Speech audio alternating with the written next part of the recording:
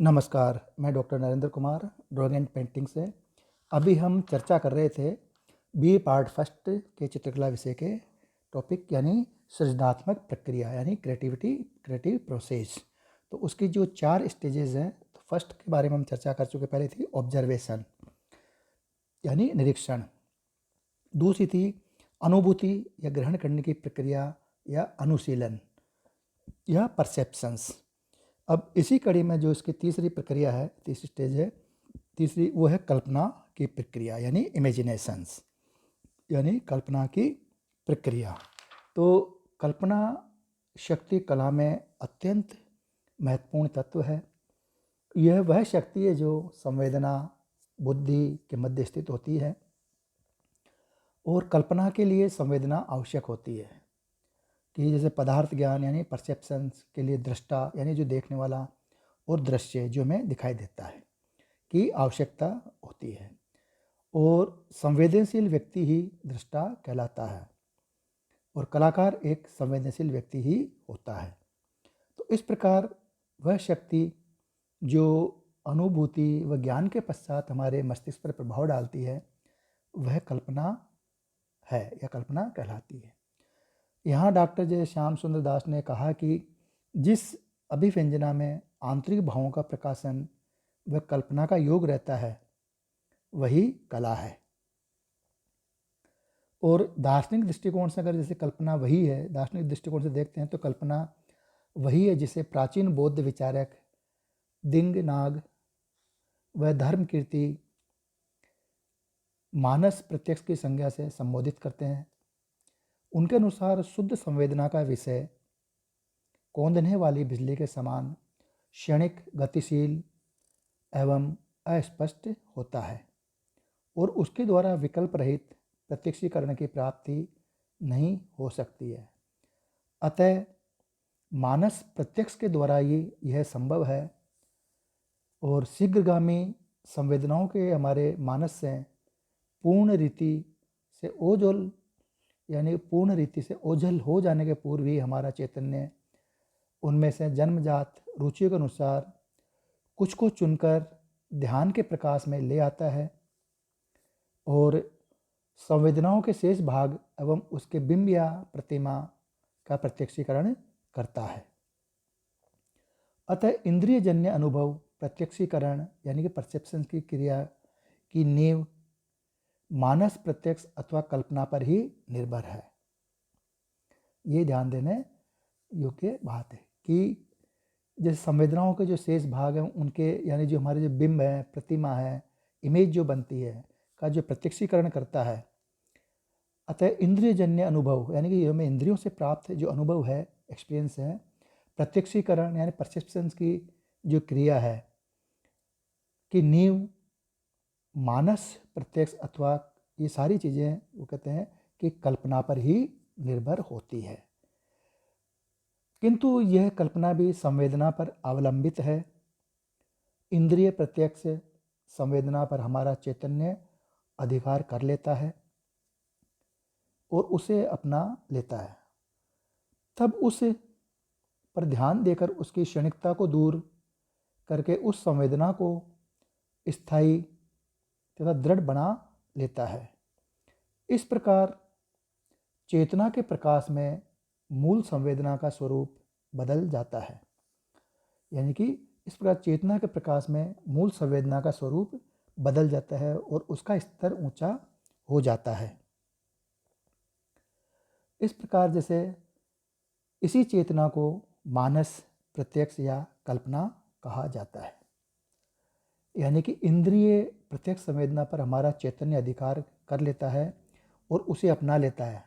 तब उस पर ध्यान देकर उसकी जो क्षणिकता को दूर करके उस संवेदना जो हमारी वो संवेदना है उस संवेदना को स्थायी तथा दृढ़ बना लेता है। इस प्रकार चेतना के प्रकाश में मूल संवेदना का स्वरूप बदल जाता है और उसका स्तर ऊंचा हो जाता है। यहाँ इसी चेतना को मानस प्रत्यक्ष या कल्पना कहा जाता है। किंतु यह चेतना बुद्धि विचार या प्रज्ञा से भिन्न है। जब आगे चलकर किसी प्रत्यक्ष प्रतीति या अन्य प्रतीतियों से संबंध स्थापित होने लगता है और एक प्रतीति की दूसरी प्रतीतियों से तुलना होने लगती है और समानता तथा भेद स्थापित होने लगता है, वर्गीकरण होने लगता है, तब विचार अथवा बुद्धि की क्रिया दृष्टिगोचर होने लगती है और अर्थात कल्पना, बुद्धि अथवा योजना, निर्माण व संकल्प आदि के पूर्व और उनसे स्वतंत्र है। कल्पना ही से बुद्धि और संकल्प को विषय सामग्री मिलती है, यानी कि कल्पना से ही हमें बुद्धि और संकल्प को विषय सामग्री मिलती है।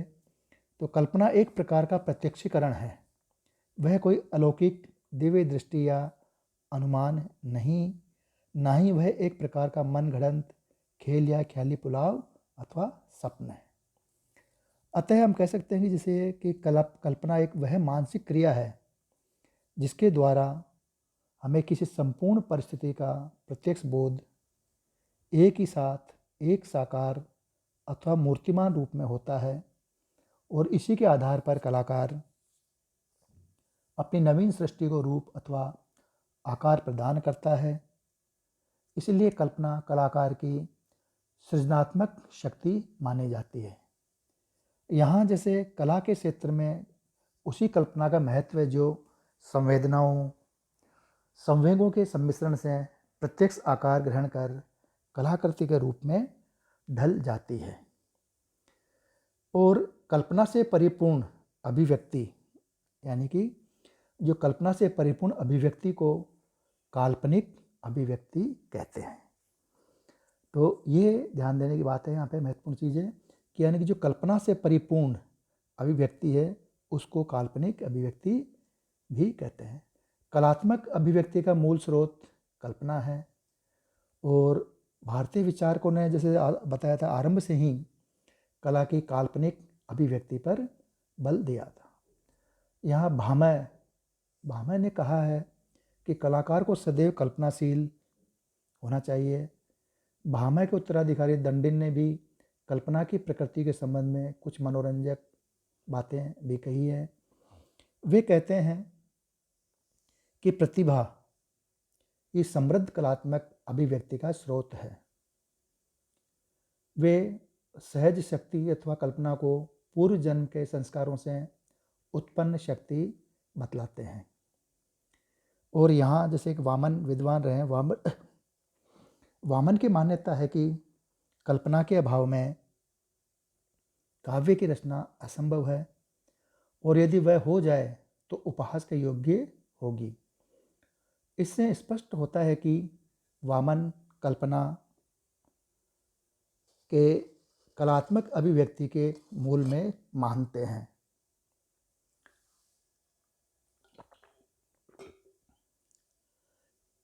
यहाँ जैसे वामन की जो बताया कि वामन की मान्यता है कि वे कहते हैं कल्पना के अभाव में किसी भी काव्य की रचना, काव्य या कला की रचना असंभव है। यदि वह हो जाए तो वह हंसी मजाक या उपहास के योग्य होती है। तो उनके कथन से स्पष्ट होता है कि वामन जो कल्पना को कलात्मक अभिव्यक्ति के लिए मूल में मानते हैं।